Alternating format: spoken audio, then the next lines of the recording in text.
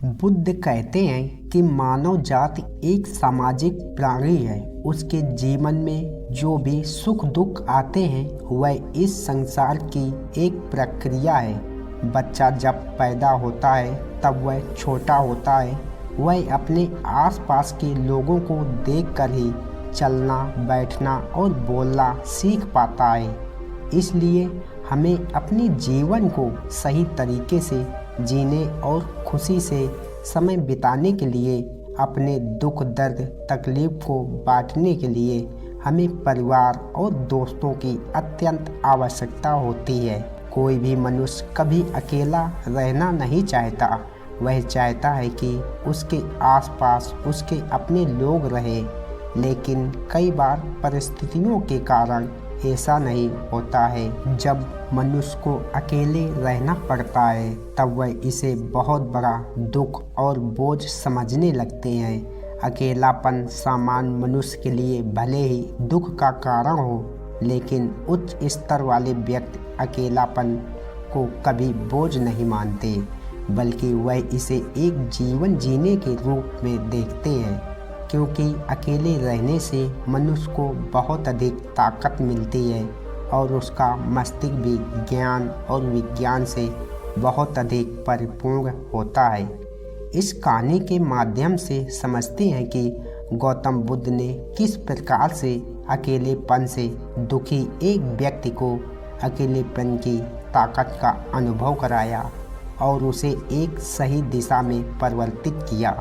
दोस्तों, गौतम बुद्ध की शिक्षा पूरे विश्व में विख्यात है।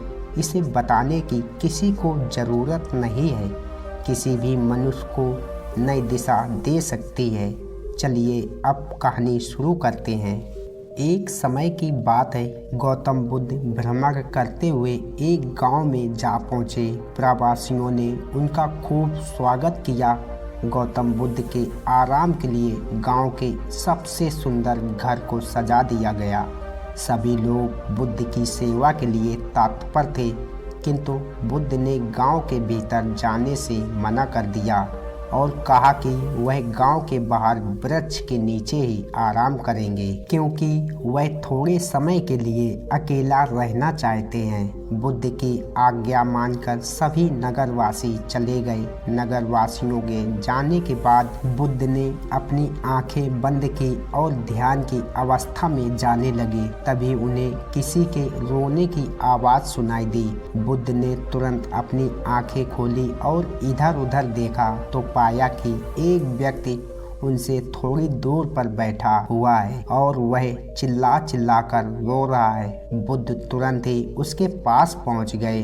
उन्होंने उस व्यक्ति से उसके दुख का कारण जानने का प्रयास किया तो उस व्यक्ति ने बताया कि बचपन में ही उसके माता पिता का देहांत हो गया था। इस कारण वह अकेले भिक्षा इत्यादि मांगकर अपना भरण पोषण करता था। जीवन में कभी उसके कोई मित्र नहीं बने, क्योंकि वह गरीब था। कोई भी उससे मित्रता नहीं करना चाहता था। बचपन से ही वह स्वयं को बहुत अकेला महसूस करता था। समय आने पर उसका विवाह भी हुआ, किंतु उसकी पत्नी और बच्चों ने कभी उसका सम्मान नहीं किया और उसे उसके ही द्वारा बनाए गए घर से बाहर कर दिया। जीवन में उसकी यही अपेक्षा थी कि वह अकेला न रहे, किंतु हर परिस्थिति में उसे सभी ने अकेला छोड़ दिया और अब वह अकेलेपन से बहुत ज़्यादा दुखी हो चुका है। इसी कारण यहाँ बैठकर रो रहा हूँ। बुद्ध ने उस व्यक्ति की बातों को ध्यान से सुना। उसे समझाते हुए गौतम बुद्ध बोले, क्या जब तुम पैदा हुए थे तब तुम्हारे साथ कोई था? उस व्यक्ति ने ना में उत्तर दिया। बुद्ध ने फिर अगला प्रश्न किया, क्या जब तुम इस धरती से जाओगे तब तुम्हारे साथ कोई जाएगा? उस व्यक्ति ने फिर ना में सिर हिलाया। बुद्ध बोले, फिर तुम्हें यह आशा क्यों है कि तुम्हारे साथ कोई रहे? वह व्यक्ति बड़े ही भाग्यशाली होते हैं जिन्हें अकेले रहने का सुख प्राप्त होता है। बड़े बड़े महात्माओं ने सिद्धियां प्राप्त की, ज्ञान प्राप्त किया, लेकिन इस प्राप्ति का मार्ग अकेलेपन से होकर जाता है।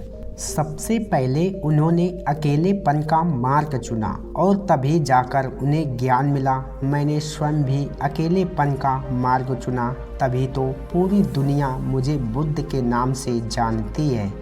फिर उस व्यक्ति ने सवाल किया, क्या आपको अकेले डर नहीं लगता? बुद्ध मुस्कुराए और बोले, डर किस बात का? मैं यहाँ पर अकेले नहीं था, मैं स्वयं के साथ था। व्यक्ति ने बुद्ध से दूसरा प्रश्न किया कि हम सब मानव जाति हैं और हमें जीवन जीने के लिए दूसरे मनुष्यों की सहायता की आवश्यकता होती है। क्या हम अकेले रहकर जीवन बिता सकते हैं? बुद्ध ने कहा कि एक बालक जब छोटा होता है तो उसे माँ की आवश्यकता होती है, पिता की आवश्यकता होती है, किंतु कुछ ही समय में जब वह बालक बड़ा हो जाता है तो उसकी आत्मनिर्भरता स्वयं के ऊपर आ जाती है। हम इस धरती पर अकेले ही जन्म लेते हैं, मृत्यु के समय भी अकेले ही होते हैं, तो फिर अकेलेपन से घबराना क्यों? जो व्यक्ति अकेले रहते हैं वह सबसे अधिक ताकतवर होते हैं। वह व्यक्ति अपने जीवन में होने वाली सभी घटनाओं के लिए स्वयं जिम्मेदार होते हैं। उनके पास सोचने के लिए अधिक वक्त होता है। एक अकेला व्यक्ति संसार को उत्तम दृष्टिकोण से देखता है और समाज में बदलाव लाने का प्रयास करता है। जीवन में यदि सफल होना है तो समूह का त्याग करके सबसे अधिक समय स्वयं को देना चाहिए। कोई व्यक्ति जब अपने लिए एकांत चुनता है वह अपने सभी कार्यों को बहुत ही सही दृष्टिकोण से देख पाता है और स्वयं की आदतों में सुधार कर पाता है। और जब हम समूह में होते हैं तो हम दूसरे के जीवन और दूसरे की बातों पर अधिक ध्यान देते हैं। इससे हमारा स्वयं का विकास प्रभावित होता है और हमारे अंदर क्रोध और ईर्ष्या की भावना आ जाती है, और जिनके अंदर यह नकारात्मक भावनाएं होती हैं उनके अंदर सफल होने की संभावनाएं भी कम हो जाती हैं। अकेले रहने वाले व्यक्ति बेहद समझदार और सुलझे हुए माने जाते हैं। समाज में उनकी सलाह को महत्व दिया जाता है। अकेले रहने से व्यक्ति को इसलिए भी ताकत मिलती है क्योंकि वह अपने व्यवहार के बारे में अच्छी तरह जान पाता है। उसे अपनी ताकत और अपनी कमजोरी की जानकारी होती है। वह स्थिति का सामना अन्य व्यक्तियों की तुलना में ज़्यादा बेहतर तरीके से कर सकता है। बुद्ध की बातों को सुनते हुए वह व्यक्ति ध्यानमग्न था। तभी उसने फिर प्रश्न किया, तथागत, क्या अकेले रहने से मनुष्य का व्यक्तित्व भी प्रभावित होता है? तब गौतम बुद्ध ने कहा कि यदि समूह में रहने वाले व्यक्ति और अकेले समय बिताने वाले व्यक्ति की तुलना की जाए तो समूह में रहने वाले व्यक्ति अक्सर अपने आसपास के लोगों के व्यक्तित्व से प्रभावित रहते हैं। उनके परिवार और मित्रों का व्यक्तित्व जिस प्रकार का होता है उनका व्यक्तित्व भी उसी प्रकार का बन जाता है।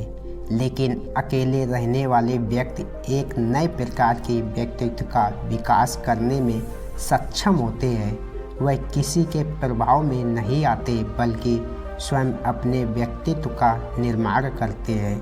इतिहास के बड़े से बड़े कवि और कलाकार आमतौर पर अंतर्मुखी और अकेले रहने वाले व्यक्तियों में गिने जाते हैं, क्योंकि अकेले रहने से उनके अंदर सृजन करने की क्षमता बढ़ती है। जब अकेले समय बिताते हैं तो सृजन पर ध्यान केंद्रित कर पाते हैं। इसलिए जीवन में कभी भी अकेलेपन को नकारात्मक और दुख से नहीं जोड़ना चाहिए, बल्कि यह सोचना चाहिए कि ईश्वर ने यही सबसे सुनहरा वक्त दिया है जिसमें हम स्वयं के व्यक्तित्व की पहचान कर पाएंगे। एकांत रहने में अद्भुत शक्ति मिलती है। उस व्यक्ति ने फिर प्रश्न किया कि एकांत रहने में किस प्रकार की शक्ति मिलती है? एकांत रहने से व्यक्ति अपने लक्ष्य की ओर अधिक तेजी से पहुंच सकता है। प्रत्येक व्यक्ति को प्रतिदिन कुछ समय अकेले व्यतीत करना चाहिए। प्रतिदिन संभव नहीं है तो महीने के कुछ दिन या फिर साल के कुछ दिन वह अकेले रहकर स्वयं का विश्लेषण करे तो निश्चित ही दुनिया का सबसे बुद्धिमान व्यक्ति बन सकता है। कई बार बुद्धिमान व्यक्ति जब मूर्खों का साथ पकड़ लेते हैं तो उनकी बुद्धि भी भ्रष्ट हो जाती है। इसलिए मूर्खों के साथ चलने से बेहतर है कि आप अकेले चला जाए ताकि स्वयं का विकास हो सके। कई बार व्यक्ति दूसरे व्यक्ति पर इतने निर्भर हो जाते हैं कि वह स्वयं को प्रेम करना भूल जाते हैं। दूसरे व्यक्ति पर भावनात्मक रूप से या फिर किसी भी तरह से निर्भर होना अच्छी बात नहीं है। यह हमारे निजी विकास में बाधा पहुंचाती है। एकांत रहने वाले व्यक्ति स्वयं प्रेम को भी अच्छी तरह समझते हैं और स्वयं के प्रति दयालु भी होते हैं, जबकि समूह में रहने वाले व्यक्ति अक्सर अपनी तुलना करके स्वयं के व्यक्तित्व को छोटा मानने लगते हैं। लेकिन जब व्यक्ति अकेलेपन की अवस्था में होते हैं तो उनके प्रतियोगिता किसी से नहीं होती, स्वयं से ही प्रतियोगिता करते हैं और अपनी अच्छाइयों को, अपनी कमियों को अच्छी तरह से देखते हैं, उसका विश्लेषण करते हैं। इतना ही नहीं, एकांत की अवस्था में वह कम समय में ही अपनी समस्याओं का समाधान भी कर लेते हैं, जबकि समूह में रहने वाले व्यक्ति यदि कोई निर्णय लेता है तो इसका निर्णय भी अन्य व्यक्तियों की इच्छा से प्रभावित होता है। गौतम बुद्ध की बातों को ध्यान से सुन रहे उस व्यक्ति ने फिर प्रश्न किया कि जिन व्यक्तियों के परिवार और मित्र हैं वह किस प्रकार अकेले रह सकते हैं। गौतम बुद्ध ने कहा कि अकेले रहने का यह अर्थ बिल्कुल नहीं है कि सब कुछ त्याग कर जंगल की ओर चले जाओ। गृहस्थ जीवन और समाज के प्रति कुछ महत्वपूर्ण जिम्मेदारियां होती हैं जिनका निर्वहन करना आवश्यक होता है, किंतु इस अवस्था में रहते हुए भी यदि स्वयं का विकास करना है तो प्रतिदिन कुछ समय अकेले अवश्य बिताना चाहिए। अकेले रहने वाले व्यक्तियों की मानसिक स्थिति अन्य व्यक्तियों की तुलना में बेहद मजबूत हो जाती है, क्योंकि वे इस बात को अच्छी तरह समझते हैं कि परिस्थितियां चाहे कैसे भी हों, उन्हें स्वयं की सहायता करनी होगी। कोई अन्य व्यक्ति उनकी सहायता नहीं कर सकता। इस संसार में जिस व्यक्ति ने अकेलेपन की ताकत को समझ लिया वह उच्चतम शिखर तक पहुंचता है और जीवन में उसे जो कुछ भी चाहिए, उसने जो भी लक्ष्य तय किया है वह उन्हें अवश्य मिलता है। किंतु कई बार अकेले रहने वाले व्यक्ति नकारात्मक भाव से भी गुजरते हैं। उनके अंदर कई प्रकार की नकारात्मक बातें आ जाती हैं और वह दुखी रहने लगते हैं। ऐसा होना स्वाभाविक है।